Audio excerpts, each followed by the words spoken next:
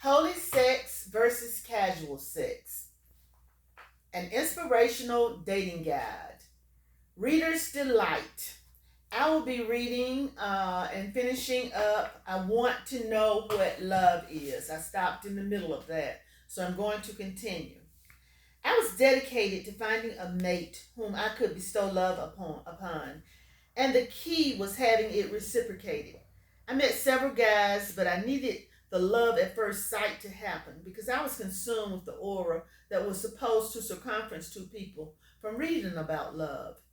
I'm so glad this was engraved in my psyche at an early age. I never, even to this day, could understand how my friends could have sex on the first date, not knowing whether the guy loved them or not. Aren't you supposed to see an outpouring of love showered down upon you? I would say. They would look at me as if I was from another planet. Of course, I remained dateless until one day my friends and I went to a high school football game. It was as if the Lord instructed me where to sit. I told my friends they could sit anywhere, but I was going to sit in that spot. After the first quarter of the game, I proceeded to get up and go buy some popcorn when my eyes locked upon this tall, handsome boy that was staring at me. As I inched down the steps, step by step, he inched in the same direction. The rest is history. I was in love at first sight. It was everything I imagined it to be and worth the wait. I was 15 years old. All of my relationships were filled with deep feelings before we explored sex because I had to feel love exuding from every fiber of their being. You see, I believe everyone deserves a mate who loves them. I don't understand to this day, at the age of 48, how two people can have sex and their relationship is not encircled with the aura of love. My friends still don't understand why I have a problem with casual sex. I was considered an alien on this topic at the age of 12 and continue to be an alien at the age of 48. My values and ideas about sex have not changed. I always consulted God before I desired a relationship. I believe that God loves me so much that He doesn't want to see my heart broken.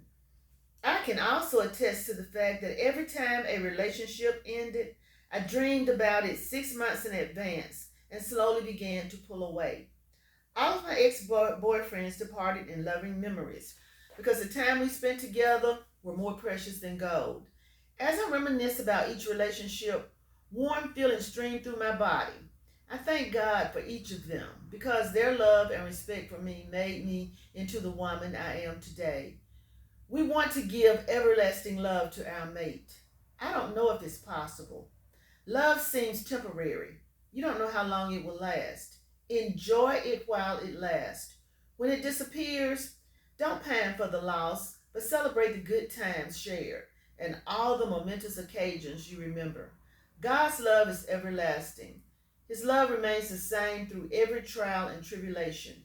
Man's love will change. Don't become too dependent upon it in a relationship if there is no commitment. Know that God will catch you before you fall. God's love is unconditional. Man places many conditions upon his love. I will love you if you follow all my rules. I will love you if you do like I say. Love hurts. Love is a complex emotion. Love is needed by everyone. Love is a powerful emotion. Love needs to be replenished. Love is vital to the heart, soul, body, and mind.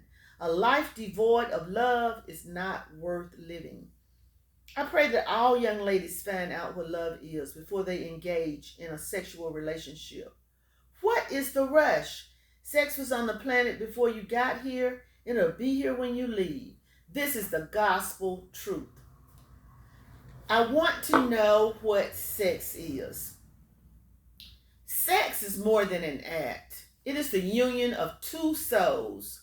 It involves touching an infinite part of a person that revels in ecstasy. It involves communing with your partner and making an emotional connection before you get in bed with the chosen one. I never wanted to have sexual relations for the fun of it. I beat myself up daily, withholding the need to just have sex. I longed to know what sexually satisfying sex was. I had to have this for my life to be complete.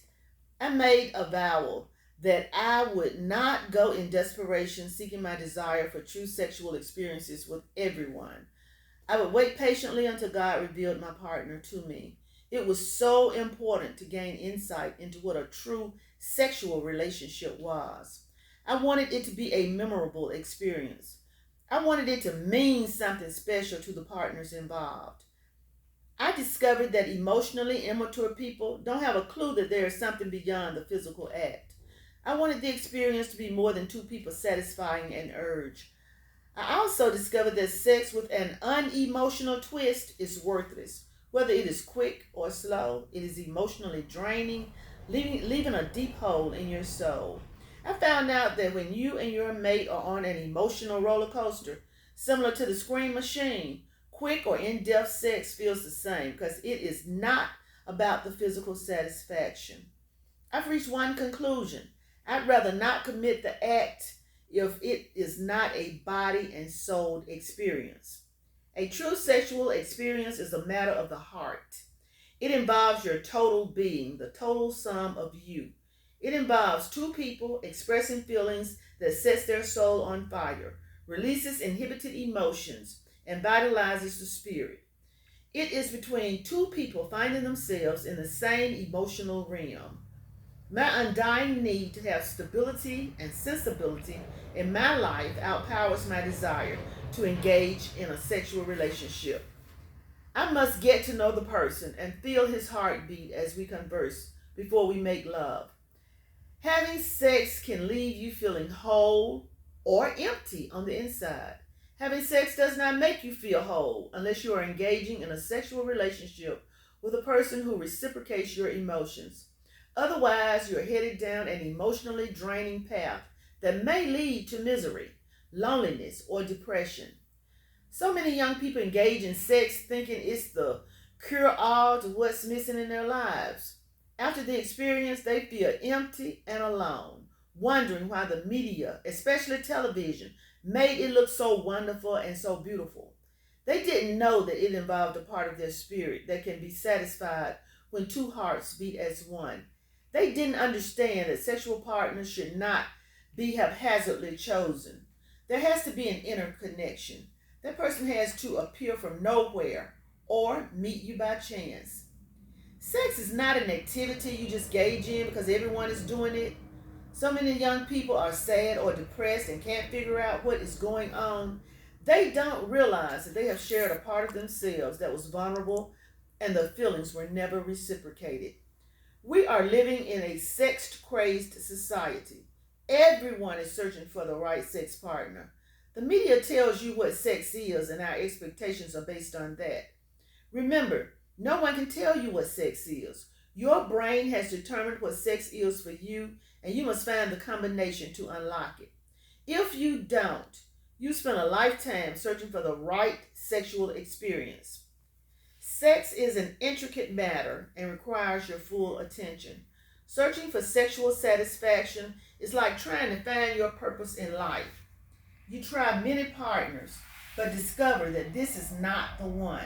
Stop getting angry when someone dumps you. It simply means that person is not willing to settle for less because you are not the one. Stop being selfish, wanting someone to stay in a relationship just to satisfy your needs. Relationships are reciprocal. Don't be a taker. You will emotionally drain a person when you take. Some people, some people spend a lifetime searching for the perfect relationship. They will not settle for less. Casual sex relationships have created a hole within their heart. Their soul suffers from a deep, fulfilling relationship. All the money in the world cannot satisfy the soulful communion they are seeking. You spend your time seeking partners that will satisfy that special place in your heart. Sexual healing is needed when you constantly have a different sex partner every day, every week, every month. Your sex life needs to come to a screeching halt, and a serious evaluation needs to take place to plot your sexual journey. On the journey, you should ask yourself these questions. What am I seeking? Why am I changing sex partners so often? Do I expect sex to make me feel whole and complete? I have received numerous phone sex calls from strangers. Even though I contributed nothing to the conversation, the person on the other end became sexually satisfied from expressing their feelings to me. What a travesty and wasted energy. Sex is a powerful emotion which should not be wasted while on a one night stand, a date with a stranger. Without love, sex is a dangerous emotion. It controls you.